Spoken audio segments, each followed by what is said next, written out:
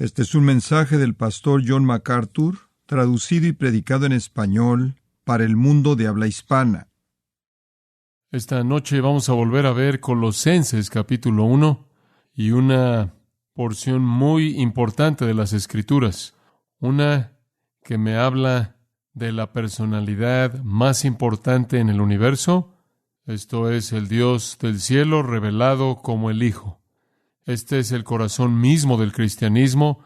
Esta es la esencia misma de todo lo que creemos, el cimiento mismo de nuestra fe. Este es el campo de batalla en el que peleamos contra las sectas y todo lo que quiere quitarle al cristianismo su sangre misma. Este es el asunto de la deidad del Señor Jesucristo, y ese es el tema de Pablo en Colosenses 1, 15 al 19. Ahora, este es un pasaje muy vital para el argumento del libro y un pasaje mucho más vital para el argumento del todo del cristianismo. Alguien en una ocasión llamó, y ha sido repetido muchas veces, llamó a la Biblia el libro de Jesús. Y en un sentido eso es verdad. Si usted entiende la Biblia, usted entiende que es el libro acerca de Cristo, el libro acerca del Señor Jesús. En el Antiguo Testamento está la preparación para la venida de Jesús. En los Evangelios está la presentación de Cristo. Él ya vino. En los Hechos está la proclamación. El mensaje de salvación en Cristo es anunciado. En las epístolas estudiamos la personificación. Esto es, porque para mí el vivir es Cristo, o cómo Cristo, quien ha muerto y resucitado de la tumba, regresa para vivir en su pueblo. Y en Apocalipsis está la preeminencia o el Cristo en el trono, el reinado del Rey, el Cordero en el trono. Entonces, en todo sentido, la Biblia es la historia de Cristo. Es el libro que nos cuenta todo acerca de Él. En Hechos capítulo 8, eso se nos indica en el versículo 35, cuando Felipe, hablándole al eunuco etíope en el camino a Gaza, el Espíritu Santo dice, Felipe abrió su boca y comenzó en esa misma escritura y le predicó a Jesús. Claro que él estaba comenzando en el Antiguo Testamento con el profeta Isaías. Usted puede comenzar en cualquier punto en las Escrituras y enseñar a Jesús. En Lucas, un pasaje conocido, capítulo 24, versículo 27, Cristo, después de su resurrección, reuniéndose con los discípulos en el camino de Emaús y comenzando con Moisés o el Pentateuco y todos los profetas o los libros proféticos, les explicó todas las Escrituras o el hagiógrafa, los escritos sagrados, las cosas acerca de Él. El Antiguo Testamento, quien era para el judío y todavía lo es, dividido en tres partes: Moisés, el Pentateuco, los profetas, todos los libros proféticos, y los hagiógrafa, o las escrituras o los escritos sagrados, lo cual constituye los libros de la poesía e historia. En todas esas cosas Jesús les dio las cosas acerca de sí mismo. Entonces la Biblia es el libro acerca de Cristo, es el libro acerca de la revelación de Dios y la venida de Cristo al mundo. Es acerca de Dios volviéndose un hombre. En todo aspecto de la Biblia, facetas de esto son presentadas claramente. Pero de todas las afirmaciones en la Biblia, en la palabra de Dios acerca de Dios volviéndose hombre, ninguna es más significativa que la de Colosenses 1:15, porque aquí tenemos la identificación del Hijo como Dios de manera muy, muy clara. Permítame leérsela. El Hijo en el versículo 13 es el antecedente de la palabra Él en el versículo 15. Él es la imagen del Dios invisible, el primogénito de toda creación, porque en Él fueron creadas todas las cosas, las que hay en los cielos y las que hay en la tierra, visibles e invisibles, sean tronos, sean dominios, sean principados, sean potestades, y todo fue creado por medio de Él y para Él. Y Él es antes de todas las cosas, y todas las cosas en Él subsisten. Y Él es la cabeza del cuerpo, que es la iglesia. Él que es el principio, el primogénito de entre los muertos, para que en todo tenga la preeminencia, por cuanto agradó al Padre que en Él habitase toda plenitud. Ahora, esa es una afirmación tremenda, una afirmación vital para el entendimiento de la fe cristiana y la remoción de cualquier confusión acerca de quién es en realidad nuestro Señor Jesucristo. Ahora, permítame tan solo colocarlo en su contexto en términos del libro de Colosenses. Pablo entiende que hay cierto sistema falso de doctrina siendo propagado en Colosas, y él entiende eso debido a que Epafras lo visitó. Epafras, sin duda alguna, uno de los pastores de la iglesia colosense y quizás su fundador, ha venido a visitar al apóstol Pablo. El apóstol Pablo oye de Epafras que hay algunas cosas terribles que están pasando en términos de propagación de herejía en Colosas. Una herejía de esta se relaciona con la deidad de Jesucristo. Los herejes están diciendo que Cristo no es Dios, que Él no es suficiente para la salvación, que además de Cristo debe haber la adoración de otros espíritus, quizás otros ángeles, por así decirlo. Deben haber visiones especiales. Debe haber cierto conocimiento que en cierta manera es un superconocimiento que va más allá del que es accesible en Cristo. De hecho, los herejes han dicho que Jesucristo es únicamente uno de muchos espíritus en una larga línea, uno de muchos espíritus que están emanando, descendiendo de Dios, y Jesús era una de esas buenas emanaciones. Él no es Dios, Él ni siquiera es un Salvador adecuado, el conocimiento más allá de Él es el único camino para la salvación. Entonces el ataque de esta herejía en particular, lo cual aparentemente se desarrolló en lo que conocemos como el gnosticismo, el ataque fue en contra de la deidad de Cristo y su suficiencia total como Salvador. Entonces, en los primeros 3 capítulos de Colosenses, Pablo confronta esto de frente. Por ejemplo, en el 1:27 de Colosenses, a quien Dios quiso dar a conocer las riquezas de la gloria de este misterio entre los gentiles, el cual es Cristo en vosotros, la esperanza de gloria, a quien predicamos, amonestando a todo hombre, enseñando a todo hombre en toda sabiduría, a fin de presentar a todo hombre perfecto en Cristo Jesús. Lo que Pablo está diciendo ahí es que no necesita añadírsele nada a Cristo para llevar un hombre a la perfección. Él está en contra de la teología de esos herejes que están diciendo es Cristo más conocimiento, más visiones especiales, más adorar a ángeles, etc. Él está confrontando esto. Un hombre puede ser perfecto en Cristo Jesús. Capítulo 2, versículo 2, desarrolla aún más el argumento de Pablo, a fin de que sus corazones sean confortados, estando unidos en amor, y para todas las riquezas de la certeza plena de entendimiento, para reconocer el misterio de Dios y del Padre y de Cristo, en quien están escondidos, no algunos ni muchos, sino todos los tesoros de la sabiduría y del conocimiento. De nuevo, la suficiencia de Cristo. No hay conocimiento añadido a Cristo que sea necesario para la salvación. Observa el versículo 9. Porque en Él habita, y Él modifica a Cristo en el versículo 8, habita toda, no algo, no mucho, sino toda la plenitud de la deidad corporalmente. Versículo 19, la cabeza, eso es Cristo. El cuerpo, versículo 17, es Cristo. Esto es en el sentido de cumplimiento del Antiguo Testamento, siendo una sombra del cumplimiento de Cristo. Pero aquí la cabeza en el versículo 19 es Cristo, de quien todo el cuerpo permanece unido por las coyunturas y recibe su crecimiento de Dios. En otras palabras, la cabeza de todo es Cristo. Todo el crecimiento y todo el sustento y toda la unión y todo el aumento está relacionado con Cristo. No hay otro que sea necesario. Capítulo 3, versículo 1. Si pues habéis resucitado con Cristo, esto es, si usted es cristiano, buscad las cosas que están arriba, donde está Cristo sentado a la diestra de Dios. Poned la mira en las cosas de arriba, no en las de la tierra, porque habéis muerto y vuestra vida está escondida con Cristo en Dios.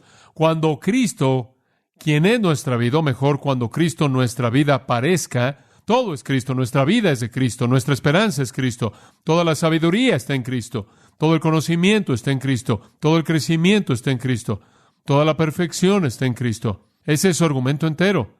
En los primeros 3 capítulos de Colosenses, Él está diciéndole a los colosenses, por favor, no dejen que nadie los haga pensar que necesitan a Cristo, más otro ángel, más otro superconocimiento, más otras visiones. Lo único que necesitan es Cristo. Eso es todo lo que necesitan. Versículo 19 creo que lo dice de una manera tan hermosa. Por cuanto agradó al Padre, implícito en Él, esto es en Cristo, que morara en Él, que habitara en Él, ¿cuánta plenitud? Toda plenitud. Todo está en Él. Entonces el apóstol Pablo está contraatacando la herejía que había llegado a Colosas.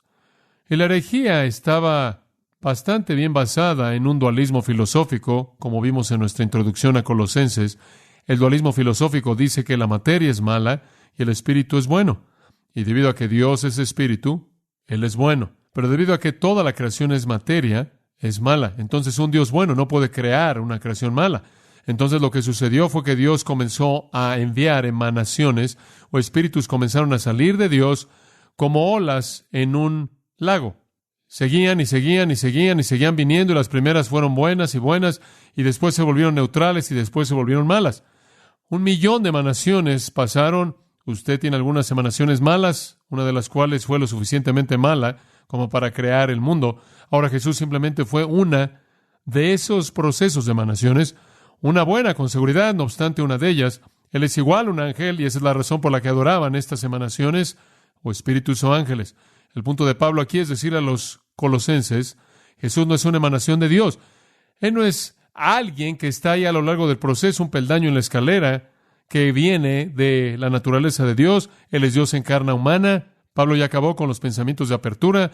Él los ha saludado inicialmente. Él ha agradecido a Dios por ellos en los versículos 3 y en adelante. Él ha orado por ellos para que fueran llenos de todo el conocimiento de su voluntad, en toda sabiduría y entendimiento espiritual, para que anduviesen dignos como es de Él, etcétera, etcétera. Él ya ha hecho a un lado todos los saludos, los gestos de amabilidad, y ahora se concentra en el asunto primordial. Él agradece a Dios por la salvación que disfrutan en los versículos 12 al 14, la redención, el perdón. Después Él entra a partir de ahí para presentar su punto de que el que nos ha redimido, que nos ha perdonado, que nos ha librado de la potestad de las tinieblas, quien es el Hijo amado, quien posee el reino, es la imagen del Dios invisible. Y eso es vital para su mensaje. Ahora, conforme vemos estos versículos 15 al 19, vamos a ver a Jesucristo en relación a 5 cosas. Lo veremos en relación con Dios, en relación con el universo, en relación con el mundo invisible, en relación con la iglesia y en relación con lo demás que pueda quedar. Simplemente una especie de conclusión abierta. En primer lugar, Jesús en su relación con Dios, versículo 15, aquí hay una gran definición de Jesús en términos de su relación con Dios. Él es la imagen del Dios invisible, el primogénito de toda creación. Ahora, los herejes habían tratado de mostrar que Jesús simplemente era una emanación, que Él simplemente era una ola de la naturaleza de Dios, uno de una serie infinita de seres menores que finalmente habían alcanzado la maldad y fueron capaces de crear el mundo. Pero Pablo dice, Cristo es Dios. De hecho, en el versículo 16, él dice, Él creó todo. Él es el que lo hizo. Los herejes llegaron al punto inclusive de enseñar que Dios nunca podía entrar a un cuerpo, porque si Dios entrara a un cuerpo, entonces el Dios bueno estaría en materia mala. Una emanación buena nunca podría tener un cuerpo, porque una emanación buena no podía adoptar un cuerpo de materia malo. Entonces enseñaron que Jesús no tuvo un cuerpo, que Él fue una emanación buena, quien fue un fantasma. Y recordará que le dije que ellos decían que a donde quiera que esta emanación Jesús iba, Él no dejaba huellas, porque únicamente era una especie de fantasma. Entonces Pablo quiere aclarar que Jesús es Dios, que Él es Dios en la carne y que Él es el creador del universo. Eso únicamente aplastaría su postura entera. Ahora veámosla. Él dice en el 15, Él es la imagen del Dios invisible. Él es la imagen del Dios invisible. Para comenzar, Dios es invisible. En 1 Timoteo nos dice que Dios es invisible. Nos dice en el Antiguo Testamento que Dios es invisible, que Dios no puede ser visto. Dios no es visible para el ojo humano. Dios es espíritu, y un espíritu, dijo Jesús, no tiene carne y huesos. Dios es invisible, pero Dios se volvió visible. Dios se volvió un hombre, y Cristo fue Dios hecho visible. Él es la imagen del Dios invisible. Ahora, de regreso en Génesis 1:27, tenemos el uso del término imagen. Él dice, Dios hizo al hombre a su imagen y semejanza. Pero eso realmente no es lo que Pablo quiere decir aquí. Es un concepto diferente. 1 Corintios capítulo 11. Necesitamos por lo menos tocarlo. Dice esto en el versículo 7. Dice, un hombre es la imagen y gloria de Dios. Ahora, Dios creó al hombre a su imagen. 1 Corintios 11:7 dice, el hombre es la imagen de Dios, de nuevo repitiendo la misma verdad. Pero el hombre no es una imagen perfecta de Dios.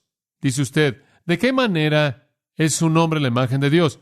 ¿Y de qué manera soy yo, usted, los seres humanos hechos a imagen de Dios? ¿Qué es lo importante de eso? Bueno, creo básicamente que somos hechos a imagen de Dios en términos de la capacidad de pensar y de sentir y de decidir. Ciertamente no somos hechos a la imagen moral de Dios, ¿verdad? Él es santo, nosotros no. Inclusive Adán no fue creado santo, él fue creado inocente. Él fracasó a la primera prueba. No somos creados a la imagen de Dios moralmente, no somos creados a la imagen de Dios esencialmente. Esto es en esencia porque no somos espíritus que flotan. No somos capaces de movernos libremente a lo largo del universo. No somos omnipotentes, omnipresentes, u omniscientes o inmutables. Incambiable. Eso es lo que significa eso. Entonces, no somos creados a la imagen de Dios esencialmente. No somos creados a la imagen de Dios moralmente, pero somos creados a imagen de Dios en el sentido de personalidad. Esto es, podemos pensar, podemos sentir y podemos tomar decisiones. En ese sentido, somos creados a la imagen de Dios. Ahora, con toda certeza, es una imagen muy deteriorada y se deterioró en la caída. La visión de Dios en Adán fue mucho más clara. En un sentido, Adán tuvo la cercanía suficiente a Dios como para representarlo en un sentido moralmente. Adán tuvo la cercanía suficiente a Dios en un sentido para representarlo esencialmente, porque él no podía morir. Por lo tanto, él tuvo una cualidad eterna en él. Hubo cierta inmutabilidad en Adán. Entonces, todo eso en parte fue la imagen de Dios en otras maneras, pero todo se perdió en la caída. La única manera en la que puede ser restaurada es cuando una persona viene al conocimiento de Jesucristo. Como puede ver, cuando usted es salvado, entonces la imagen de Dios en usted es restaurada. Hay un sentido en el que, ahora escuche esto, usted viene a la imagen moral de Dios cuando usted es salvo, ¿verdad? Porque Dios moralmente lo hace para que sea como ¿quién? Como Cristo. En un sentido, usted viene a la cualidad de la naturaleza de Dios esencialmente porque Dios lo hace usted un poseedor de ¿qué tipo de vida? Vida eterna, y esa es la cualidad de la existencia de Dios. Entonces hay un sentido en el que eso lo restaura usted a la imagen de Dios, y creo que quizás Efesios 4 nos puede ayudar. No puedo ser demasiado definido en estas cosas, únicamente le estoy dando cosas generales, porque realmente no puedo explicarlo de manera más definida. No me gusta ser extremadamente fino en cosas y decir, esto es precisamente en donde está. Pero en Efesios 4:24 dice esto, y creo que esto me ayuda. Que os vistáis del nuevo hombre, el cual ha sido creado según Dios. ¿Escuchó eso? La restauración de un hombre a la imagen de Dios es cuando él se viste del nuevo hombre. Entonces Dios, en un sentido, es restaurado en él en justicia y verdadera ¿qué? Santidad. La imagen de Dios entonces viene cuando usted se viste del nuevo hombre. Dice usted, ¿significa eso salvación? Bueno, en parte, pero también significa cuando usted se conduce como un nuevo hombre. Se vuelve visible, se vuelve manifiesto. En Colosenses 3:10 encontramos esto. Y vestíos del nuevo hombre, o del nuevo, que es renovado en conocimiento de nuevo, según la imagen de aquel que lo creó. Ahora, ahí está la misma verdad de nuevo, que la imagen de Dios es restaurada en un hombre cuando él se vuelve un creyente y permite a Dios que se manifieste a través de él cuando él se viste de ese nuevo hombre, cuando él no solo es ese nuevo hombre, sino cuando él usa ese nuevo hombre, cuando él manifiesta esa nueva vida, entonces Dios es hecho visible. Entonces hay un sentido en el que el hombre refleja la imagen de Dios. Todos los hombres, creo yo, reflejan la imagen de Dios en términos de poder pensar y sentir y tomar decisiones. Y creo que todos los hombres, decisiones que son basadas en hechos y lógica, y no solo en lo que usted podría llamar instinto animal, sino también cuando usted se convierte en cristiano, hay un sentido en el que la imagen moral y la imagen esencial de Dios es restaurada en usted. Pero todo eso añadido juntos, amados, es imperfecto. Lo mejor que podamos hacer va a quedar corto. Entonces es Cristo, y aquí regresamos a Colosenses 1, quien es la única imagen del Dios invisible, real, verdadera, vívida, perfecta, sin mancha, absolutamente precisa. Amados, si no fuera porque Él es la imagen de Dios, ninguno de nosotros jamás podríamos aproximarnos. Observe Hebreos 1:3. Y aquí de nuevo tiene una afirmación acerca de Cristo. ¿Y quién se refiere a la palabra hijo en el versículo 2? El Hijo, su Hijo, el cual, siendo el resplandor de su gloria y la imagen misma de su sustancia. Ahora, aquí encontramos en primer lugar que el Hijo, esto es Cristo, es el resplandor de su gloria. Lo que eso significa es el que refleja a Dios. Él es aquello que viene de Dios para revelar la esencia de Dios. En segundo lugar, note que en Hebreos 1:3, Él es la imagen misma de su sustancia, la imagen exacta, la imagen perfecta. La sustancia es lo mismo. La palabra incidentalmente imagen es usada en el griego clásico para un sello o una herramienta para grabar algo que hacía un sello exacto, una reproducción exacta. Jesús es la reproducción exacta de Dios, no le falta nada, no altera nada, no hay nada de cambio. En Juan 1:18 dice, ningún hombre ha visto a Dios en ningún momento, el unigénito Hijo, quien está en el seno del Padre, Él lo ha declarado. Y cuando vimos al Hijo, Juan dice, vimos su gloria y fue la gloria del unigénito del Padre. Y fue tan obvio que Él estaba manifestando a Dios en Filipenses 2:6, el cual siendo en forma de Dios, Cristo teniendo todo de la naturaleza y forma de Dios, se volvió un hombre. Y Él no estimó el ser igual a Dios como cosa que aferrarse. Se despojó a sí mismo, tomando forma de siervo, etcétera, etcétera. Los hebreos siempre pensaron en la revelación de la personalidad de Dios en términos de lo que Dios dijo. No podían ver a Dios, pero invariablemente podían oír a Dios, ¿no es cierto? ¿Cuántas veces en el Antiguo Testamento usted oye, y la palabra de Jehová vino a tal, y la palabra de Jehová dijo? Siempre pensaron en Dios siendo expresado en términos de hablar. La manifestación de Dios fue verbal. No es sorprendente que cuando Jesucristo vino al mundo, Juan escribió, en el principio era el Verbo.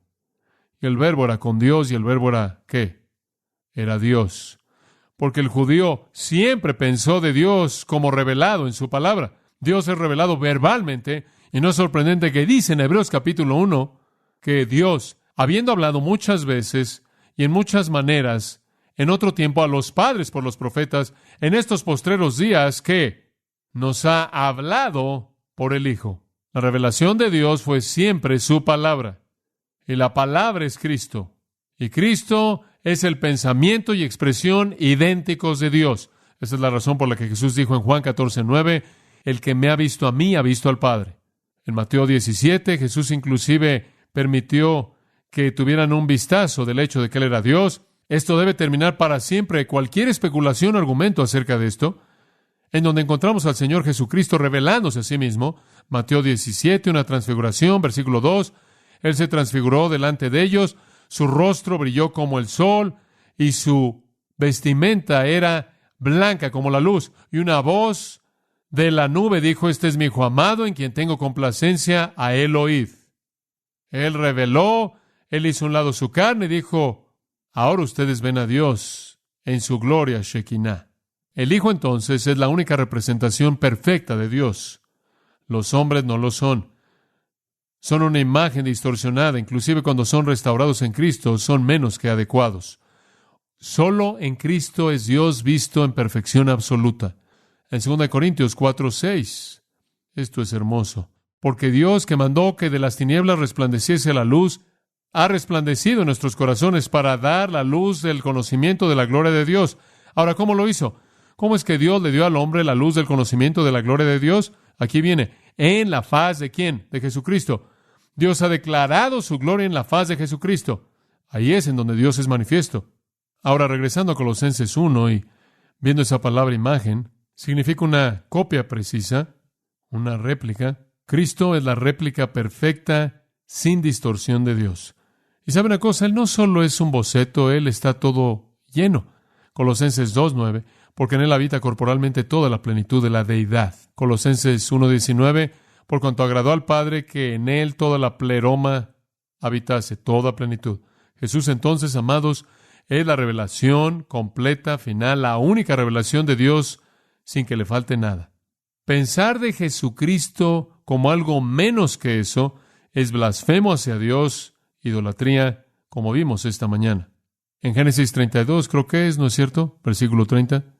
Y Jacob llamó el nombre del lugar Peniel, versículo 30, porque he visto a Dios cara a cara. Peniel significa el rostro de Dios, he visto a Dios cara a cara. ¿A quién vio él?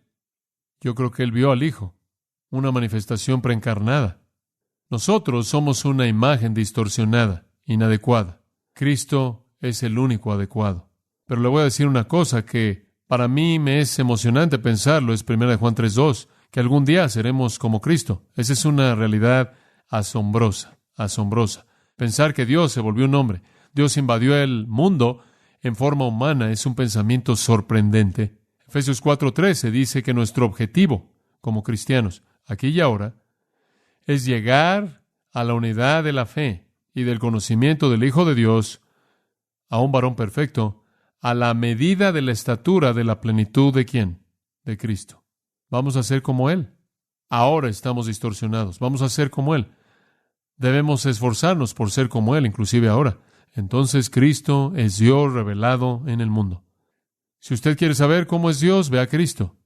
Él le va a decir a usted cómo es Dios. Si Dios fuera un hombre, esperaríamos que no tuviera pecado. Jesús lo fue. Si Dios fuera un hombre, esperaríamos que Él hablara las palabras más grandes jamás habladas. Él lo hizo. Si Dios fuera un hombre, esperaríamos que ejerciera una influencia profunda en la personalidad humana como ningún otro ser que jamás ha vivido, y Él lo hizo. Si Dios fuera un hombre, esperaríamos que hiciera milagros con facilidad, y Él los hizo. Si Dios fuera un hombre, esperaríamos que Él amara, y Él lo hizo, porque Él fue Dios. Y Dios no puede ser conocido fuera de Jesucristo. Pablo dice, ni siquiera puedes llamar a Jesús Señor fuera del Espíritu Santo. Entonces es cuestión de revelación divina. Además, Colosenses 1, no queremos enredarnos en esos términos. Él es la imagen del Dios invisible. En segundo lugar, en el versículo 15, el primogénito de toda creación. Esa frase en particular ha causado a mucha gente muchos problemas porque no entienden lo que él está diciendo. El primogénito o el primogénito de toda creación. Esta es una referencia, amados, a posición, no a tiempo. Es una referencia a posición, no tiempo. Él no es el primer ser creado en términos de tiempo. Hay dos razones buenas para eso. Razón número 1, Él nunca fue creado. Él dijo, antes de que Abraham fuera, ¿qué? Yo soy en Juan 8:58. Apocalipsis lo llama el que era y es y el que ha de venir. La gente dice, bueno, Él fue creado. No, Él no fue creado. La gente dice, el primogénito de toda creación. Bueno, Él no fue el primero que fue creado. Muchos fueron creados antes de Él, si usted quiere verlo de esa manera. ¿Qué significa primogénito? Protótocos, el término griego, se refiere a posición. Ahora, subraya esto, muy importante, se refiere a rango, se refiere a derecho, a autoridad, a primacía, no a cronología. El primogénito es el que tiene los derechos de herencia. En el contexto judío, todo el mundo sabía eso. Inclusive en el contexto gentil, todo el mundo entiende eso. No tenían duda alguna en Colosas acerca de a lo que se estaba refiriendo aquí Pablo, que Cristo era el honrado, el privilegiado, el prestigioso, el heredero del Padre. Jacob y Esaú, ¿se acuerda usted? Esaú nació primero. Jacob fue el protótocos. Él recibió la bendición. Salmo 89:27, lo haré mi primogénito, y después se lo define. Dios lo define. El más alto de los reyes de la tierra. ¿Qué es un primogénito? El más alto. Salmo 89:27, allá hay una definición de eso. Alguien quien es el más alto, el elevado. De regreso a Hebreos 1 de nuevo. Él dice, en estos postreros días, Dios nos ha hablado por el Hijo. Ahora escucha esto. Su Hijo, a quien constituyó heredero. El heredero fue designado por el Padre. Normalmente era el primogénito, pero si el primogénito quedaba descalificado por alguna razón, el Padre, si se lo quería dar a alguien más, él tenía el derecho de hacer eso. Pero él tenía que ser designado por el Padre. ¿Se acuerda usted en la situación judía? El Padre tenía que conferir una bendición sobre el primogénito. El asunto no era necesariamente quién nacía primero, sino quién iba a ser el honrado, el hijo del prestigio, que iba a heredar todo lo que el Padre poseía. La herencia va a Cristo.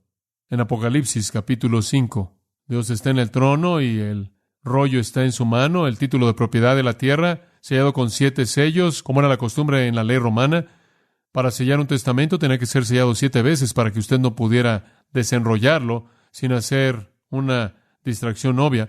Y vi un ángel fuerte proclamando a voz fuerte, ¿quién es digno de abrir el rollo y abrir sus sellos? ¿Quién es el poseedor de la tierra? ¿Quién es el heredero que se va a apoderar del mundo? ¿Quién tiene el derecho de controlar la tierra, de tomarla de regreso, de heredarla?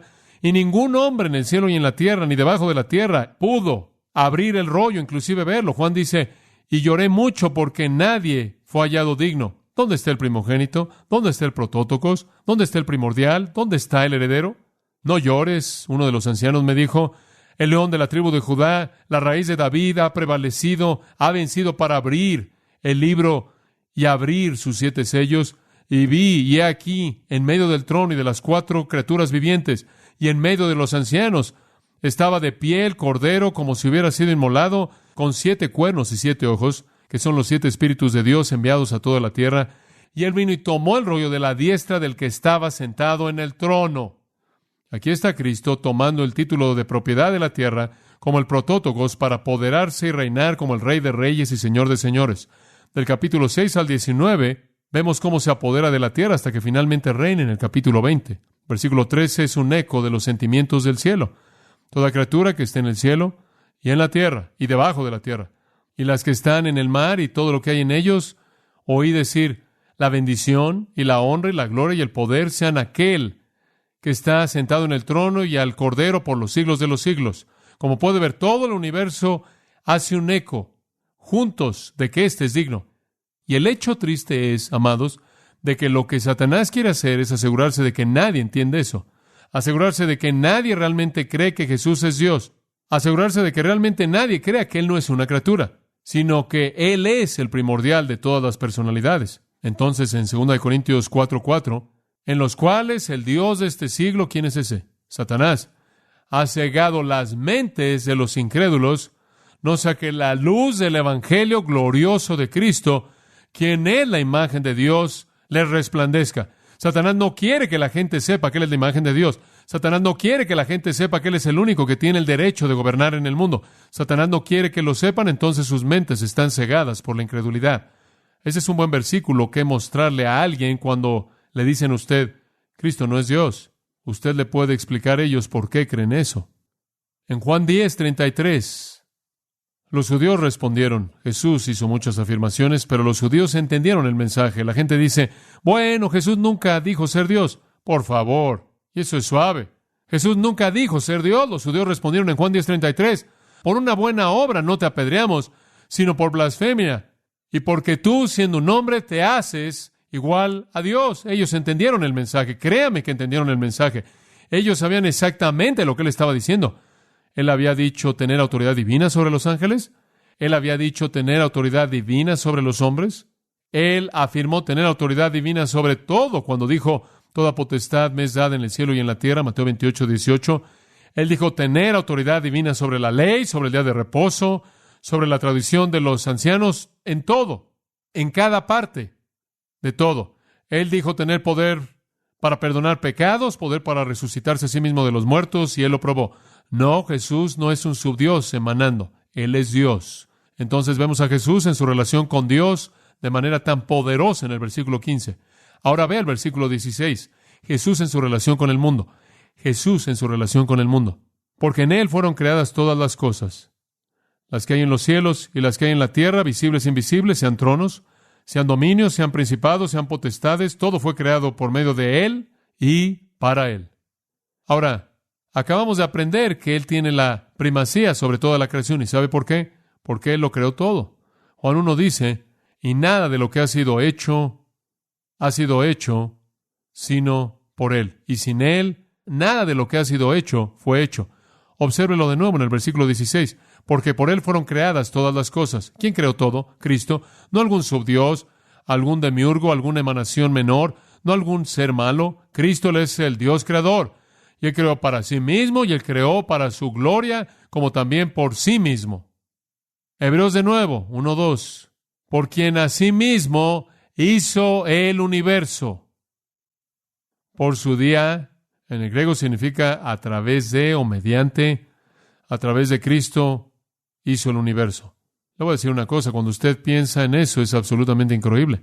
Al Oliver, quien estuvo con nosotros en nuestra pequeña dedicación hace poco más de una hora, tiene un pequeño bebé, no muy pequeño, un bebé grande, un bebé muy lindo llamado Mateo. Él estaba sentándose aquí, cargando a Mateo en sus manos, y él dijo, el otro día estaba viendo a este pequeño y estaba pensando, ¿podrías creer que el Dios del universo se convirtió en uno de estos y se colocó a merced de los hombres? Increíble.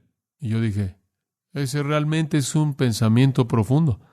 ¿Cree usted que ese pequeño era el creador del universo? Ve al suyo. ¿Podría creer eso? Increíble. Dios se volvió hombre. Dios tomó un cuerpo. Dios que creó, y usted se detiene a pensar, y yo no soy ningún científico. Ni imaginándolo me acerco a ser un científico. Me acuerdo que lo único que hice fue quemar los quemadores Bunsen cuando estuve en ciencias naturales. rompí los vasos. No soy ningún científico, pero le voy a decir una cosa. Conozco lo suficiente y he leído lo suficiente como para saber que este mundo es bastante complejo y el que lo hizo es alguien excepcional. Usted se detiene a pensar que usted podría tener un agujero en el Sol. Permítame mostrarle cuán grande es el Sol.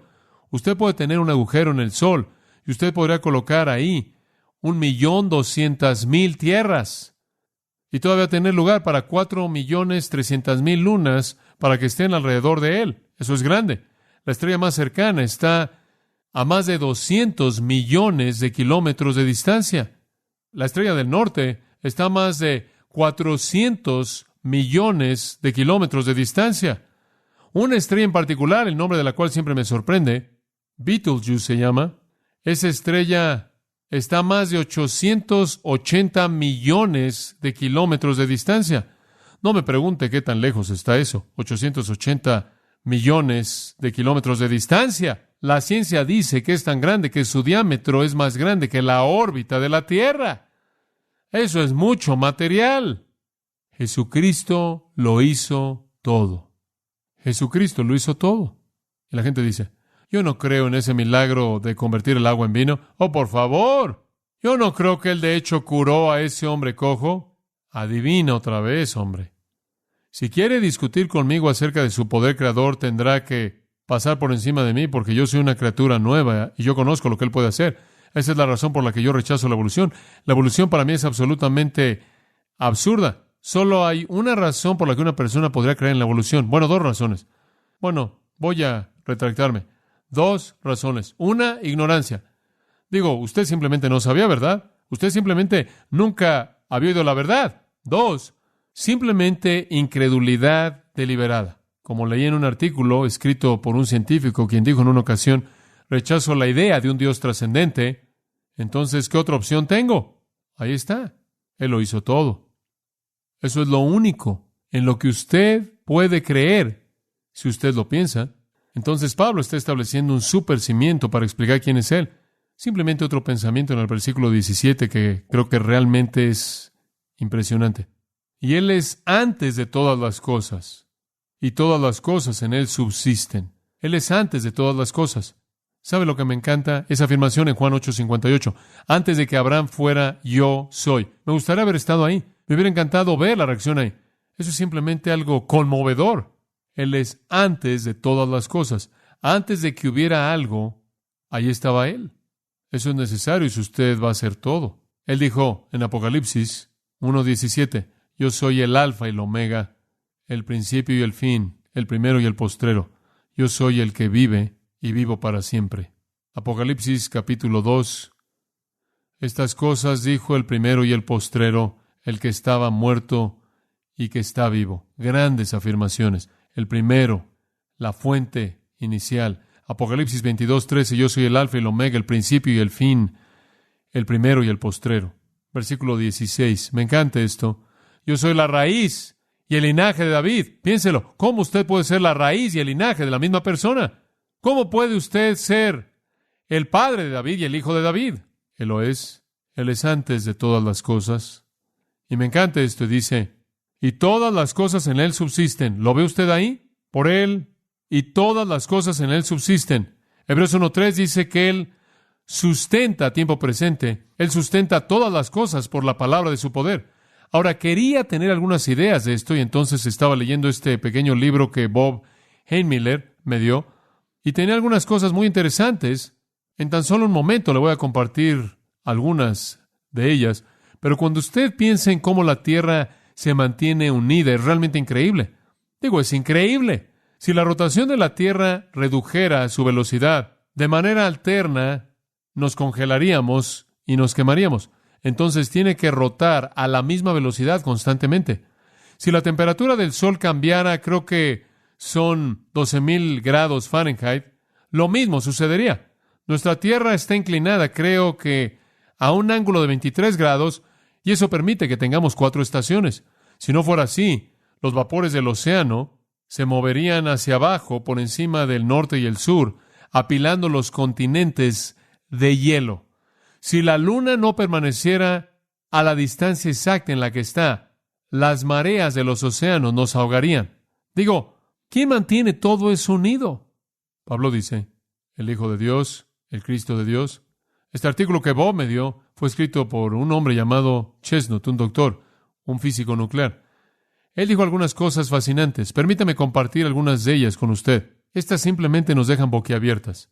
La ciencia nuclear nos dice que toda la sustancia en el universo está construida a partir de 3 pequeñas partículas fundamentales, llamadas protones, electrones y neutrones. Todos ustedes han estudiado esto en la escuela. Usted tiene un núcleo en el cual usted tiene protones y neutrones y electrones pequeños que están ahí afuera. Usted no puede ver eso. Son infinitamente pequeños en tamaño, pero esos son los bloques de construcción básicos de toda la materia. Ahora él dice en esto, debido a que estas partes subatómicas son los fragmentos más pequeños del universo, deben tener hechos secretos de diseño y conducta. Si Dios es Dios, entonces estas cosas van a apuntar a Él. Los protones y neutrones constituyen el núcleo, mientras que el electrón está bastante lejos, hablando relativamente, dando vueltas. Entonces simplemente vamos a dejar de considerar a los electrones para nuestro pequeño pensamiento y concentrémonos en el núcleo de un átomo, el cual es una combinación de protones y neutrones. Ahora el doctor Chestnut dice, y esto es simplemente material conocido, cada protón lleva una carga positiva de electricidad. El neutrón no lleva ninguna carga eléctrica. Los científicos evitan discutir por qué. Francamente no saben por qué. Pero la parte extraña de eso es que durante décadas los científicos han tenido una ley inviolable que dice las cargas semejantes de electricidad y magnetismo se repelen entre sí. El punto es, si usted tiene un montón de protones pequeños dando vueltas en una carga eléctrica, ¿por qué no se desintegran? ¿Qué es lo que mantiene unido ese núcleo? La ley dice que los protones no deben tener la capacidad de vivir al lado uno del otro en el núcleo de un átomo, porque las cargas se repelen entre sí. Los científicos nucleares en los 30 concluyeron que la ley de Colombo de repulsión mutua entre objetos está operando en el núcleo de todo átomo, haciendo un esfuerzo fuerte por tratar de destruirlo desde adentro. Y tenían esta ley, la ley de Colombo es llamado, y dijeron, está operando y está haciendo su mejor esfuerzo por despedazar ese átomo. Ahora, en tiempos modernos, hemos entendido cómo negar esa fuerza que lo mantiene unido y dejar que se despedace. No es fácil. ¿Alguna vez ha visto eso allá arriba por Palo Alto? Eso que sube por kilómetros y kilómetros y kilómetros tratando de hacer eso. Pero dijeron, lo que es extraño, y esto es algo que no podemos entender, que hay una segunda fuerza en un núcleo que lucha contra la fuerza que divide y lo mantiene unido. Lo llaman pegamento nuclear y no tienen ni la menor idea de lo que es. Nosotros sabemos. Entonces aquí hay un átomo. Entonces aquí hay un átomo que existe con 2 leyes presentes en conflicto. Digo, cuando el hombre con todo su conocimiento científico se reduce a lo más elemental, termina con un problema imposible de resolver. Sus leyes científicas le dicen que el bebé va a explotar, pero algo lo mantiene sin explotar. Algo resiste el factor que lo despedace. Hay una ley, la ley de Colombo, es llamada, tratando de destruir el átomo, y algo que supera eso lo mantiene unido. Carl Darrow, un físico con el laboratorio Bell en la ciudad de Nueva York, dijo que estos núcleos no tienen derecho de estar vivos en absoluto. De hecho, nunca debieron haber sido creados. Y si fueron creados, deberían haber explotado instantáneamente. Sin embargo, ahí están. Y ahí están. Son todo. Alguna inhibición inflexible, de manera incansable, los mantiene unidos. Me gustaría presentarle una inhibición inflexible. George Gamow, profesor de física en la Universidad George Washington, dijo esto: todo objeto es un explosivo nuclear potencial, sin que explote hasta despedazarse. Es increíble, ¿no es cierto? ¿Quién lo mantiene unido? Sabemos quién. La ciencia lo puede llamar un pegamento nuclear. Inclusive inventaron el nombre coloso. No es coloso, es Colosenses. Yo digo que es Colosenses 1:17. Simplemente para darle una idea, mi papá estaba hablando de esto el domingo por la noche pasado. Observe 2 Pedro 3:10. Ahora usted va a estar mucho más contento porque Dios mantiene todo unido, ¿verdad? Porque si Él no lo hace, adiós, 2 Pedro 3:10, el día del Señor vendrá como ladrón en la noche.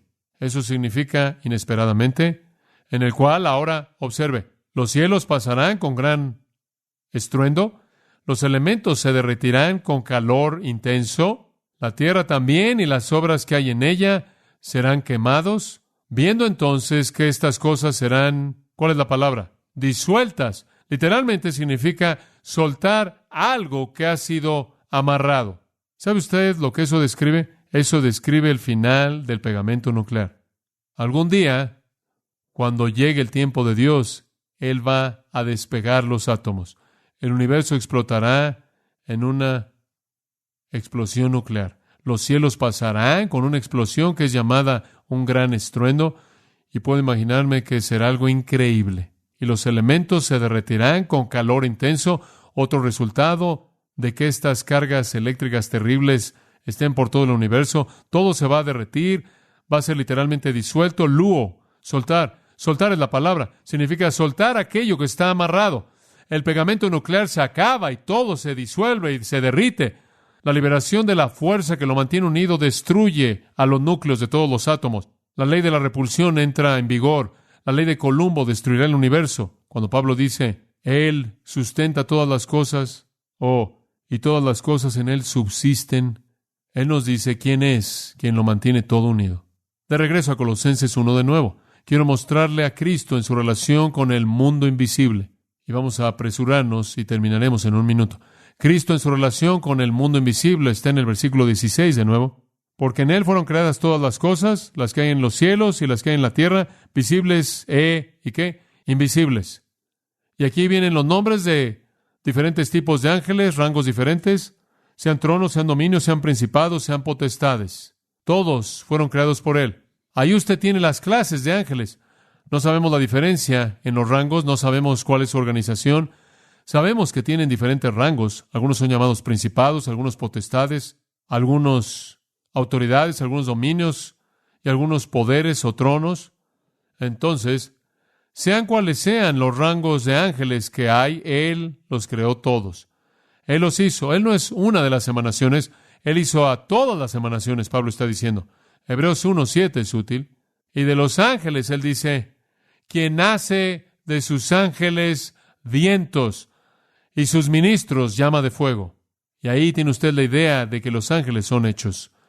Pero del Hijo dice, tu trono, Dios, del siglo en siglo, cetro de justicia es el cetro de tu reino. Incidentalmente, aquí usted tiene, en Hebreos 1, no voy a tomar tiempo para entrar en esto, 7 citas del Antiguo Testamento que demuestran que Cristo es superior a los ángeles. Los ángeles son creados, Cristo es superior, Él es el Hijo.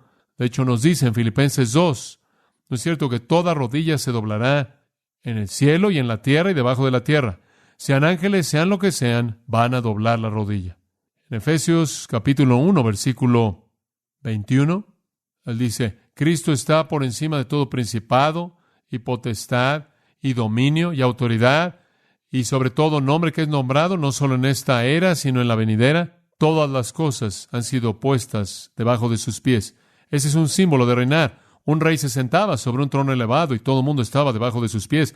Todos los ángeles, todos los principados, todas las potestades, todos los dominios, todos los que estaban reinando en la esfera angélica y operando en esa esfera están sujetos a Jesucristo. Él no es uno de ellos. En 1 Pedro dice, en el versículo 22, Él es Jesucristo quien se ha ido al cielo y Él está a la diestra de Dios, ángeles y autoridades y poderes siendo sujetos a Él. Entonces Él no es un ángel, Él está por encima de los ángeles. Vemos a Jesús entonces en relación con Dios, en relación con el mundo, en relación con el mundo invisible. Cuarto, versículo 18. Vemos a Jesús en relación con la iglesia. Y hemos visto esto mucho y no voy a pasar tiempo en esto, solo lo voy a señalar. Versículo 18. Y Él es la cabeza del cuerpo, que es la iglesia.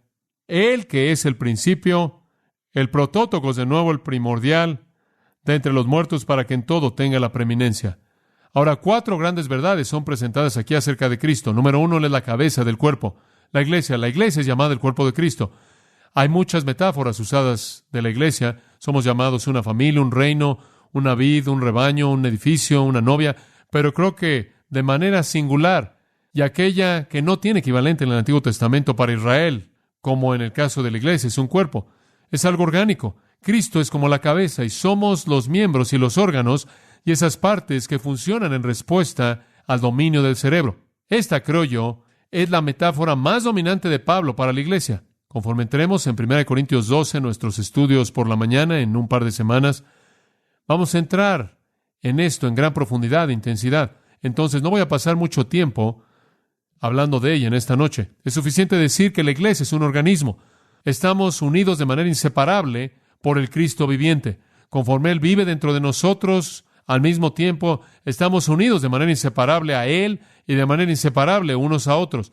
Todos nosotros ministramos como un cuerpo. Tenemos que ministrar en conjunción unos con otros. Todos tenemos una responsabilidad que cumplir unos hacia otros. 1 Corintios 12 simplemente presenta esto a detalle hermoso.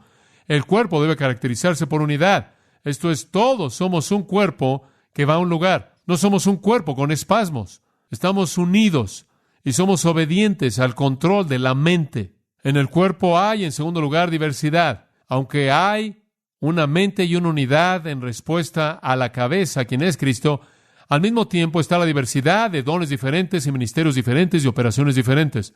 En tercer lugar, en el cuerpo hay un aspecto de unión mutua. Esto es, el ministerio en común de un miembro del cuerpo hacia el otro miembro. Esto es vital. Entonces somos el cuerpo y Cristo es la cabeza. Él es la fuerza divina que guía, que dirige, que domina. No dependemos de ángeles. Pablo le dice a los colosenses, no dependemos de supervisiones, no dependemos de algún conocimiento fuera de Cristo. Cristo es la cabeza y Él gobernará la iglesia. Y sabe una cosa, que en la base de su cráneo se ubica la glándula pituitaria, la cual, entre otras cosas, controla la hormona del crecimiento. Usted crece en respuesta a su cabeza. El cerebelo en el cerebro es llamado el armonizador de acción muscular. Usted se mueve y opera y es guiado por el cerebro. De la misma manera, Cristo causa el crecimiento y Él guía al cuerpo. Él es la cabeza. Él gobierna la iglesia. Nosotros respondemos a Él. Él domina.